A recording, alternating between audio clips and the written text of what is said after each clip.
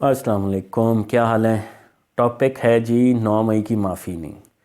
ये एक मेरे ख़्याल में पटवारियों ने ट्रेंड चलाया हुआ है, जो कि सही है एक तरह से मुल्की हालात के पेश नज़र कि 9 मई की वाकई माफ़ी नहीं होनी चाहिए।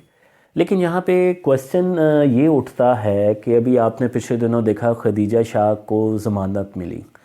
मैंने पहले भी वीडियो में कहा था, अब भी मैं दोबारा कह रहा हूँ कि ये बहुत बड़ा सवालिया निशान है। ये उस बात का सवालिया निशान है कि हमें ये बताया गया था, लोगों को बताया गया था कि जी इसकी माफ़ी नहीं होगी, और जिन जिन को माफ़ी नहीं मिल रही थी उनकी ज़मानतें भी नहीं हो रही थी, वो अंदर फंसे हुए।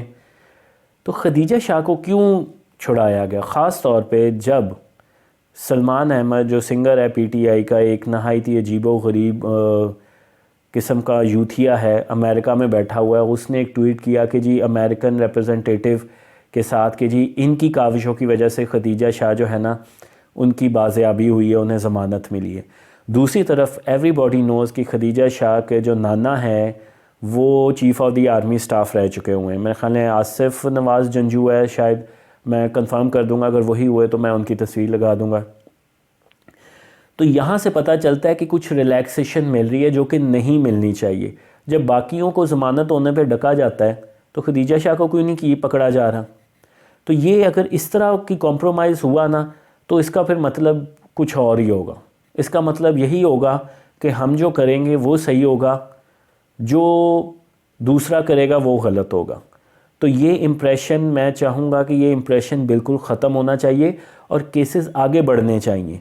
गो कि मुझे उम्मीद है कि ये 8 फरवरी से पहले, क्योंकि मैंने काफ़ी वीडियोस में कहा हुआ है कि 8 फरवरी से पहले अभी बहुत कुछ होना है, अभी इमरान खान के स्कैंडल आने हैं। अब जिस तरह अभी आपने पिछले दिनों देखा है 9 मई की कोई कुछ और वीडियोस जारी हुई हैं, तो वो इसका मतलब है मटेरियल पड़ा हुआ है, मटेरियल इमरान खान का भी पड़ा हुआ है, ऑडियोज़ और वीडियोस इमरान खान की भी पड़ी होंगी। पर किस टाइम पे क्या चलानी है, कितनी रिक्वायरमेंट है, ऑफ कोर्स ये डिसाइड करती हैं एजेंसियाँ। पर ये चीज़ जो हम देख रहे हैं 9 मई की माफ़ी के हिसाब से, ये मनो अन जो है ना, अब क्योंकि ख़ास तौर पे सुप्रीम कोर्ट ने भी कह दिया हुआ है कि ट्रायल जो है मिलिट्री कोर्ट में होना चाहिए। गो कि मैं किसी भी सूरत में इस हक़ में नहीं होऊंगा कि सिविलियन एम्बिट में मिलिट्री आए, क्योंकि जब सिविल जो है वो मिलिट्री के एम्बिट में नहीं आते तो फिर मिलिट्री को भी सिविल में नहीं आना चाहिए। पर ये जो मखलूक, ये जो ज़ॉम्बीज़ है ना, ये स्पेशल ज़ॉम्बीज़, इनका ख़ात्मा जो है ना वो इस वक्त बड़ा ज़रूरी हुआ है, क्योंकि जब तक ये ख़ात्मा नहीं होगा ना चीज़ें आगे से चलेंगी नहीं। तो ये जो इस वक्त हो रहा है और इस वक्त डिले आ रहा है, क्योंकि 9 मई के बाद ही ये सारा ऑपरेशन तकरीबन मेरे ख़्याल में 23 थी, आई थिंक 22-23, जब ये इन्होंने पकड़ धकड़ जो है ना करना शुरू की थी।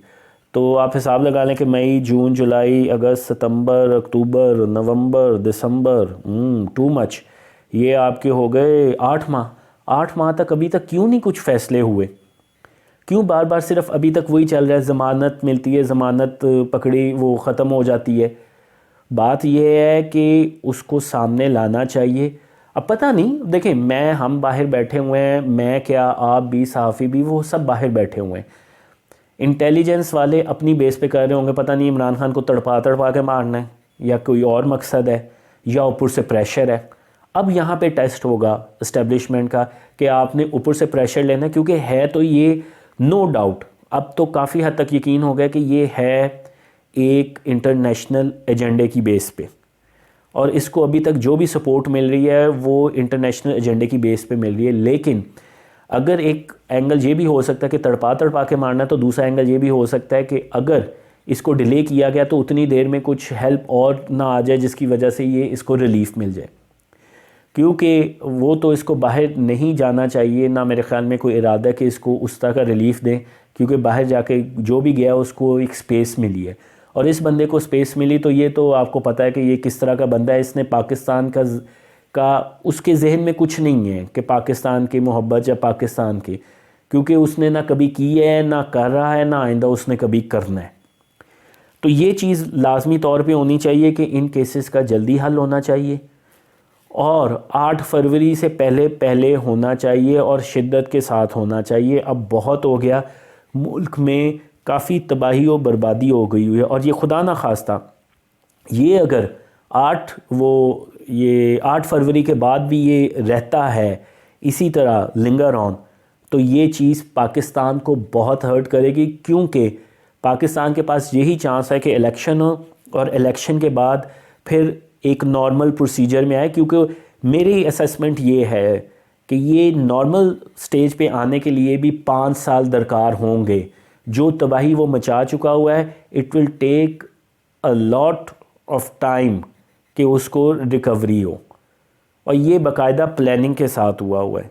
तो मेरी ये बिल्कुल असेसमेंट है, मेरी ये गुजारिश है कि इस चीज़ को जो है ना बिल्कुल कोई रिलीफ नहीं मिलना चाहिए, क्योंकि ये वो बंदा है जिस आप देख रहे हैं जब वो अंदर से कहता रहता है कि मैं आर्मी के साथ जो है वो